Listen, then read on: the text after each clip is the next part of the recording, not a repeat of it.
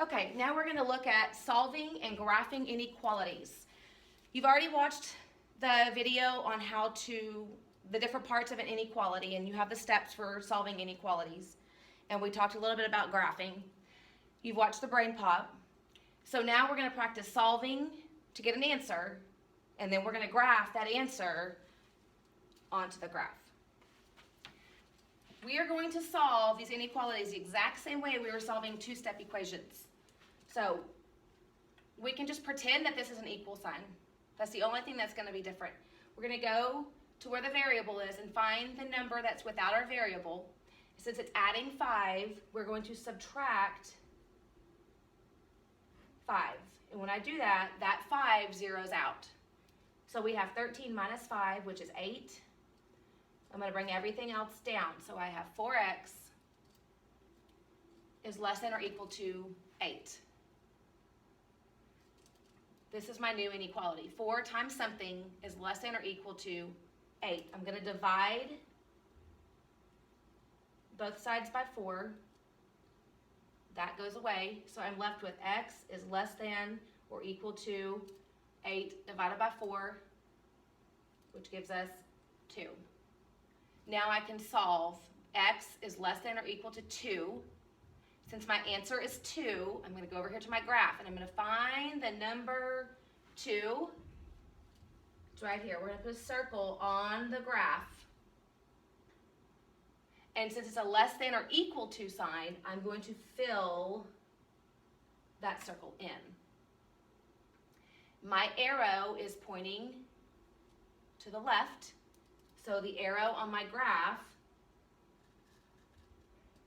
is going to go to the left.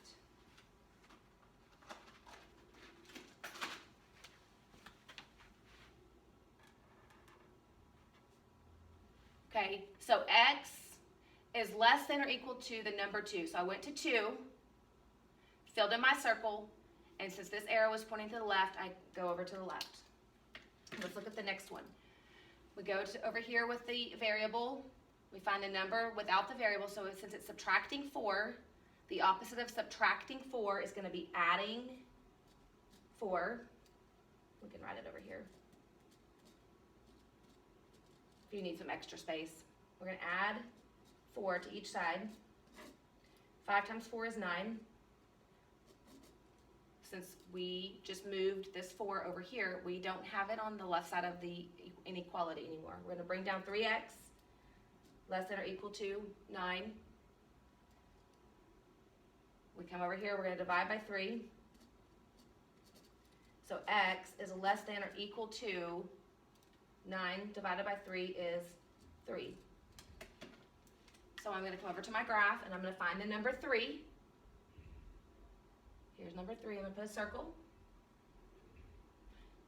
Since it's a greater than or equal to, less than equal to, my circle is going to be filled in. This arrow is pointing to the left, so this arrow is going to go to the left. Let's skip down to 3x minus 10 is less than 2.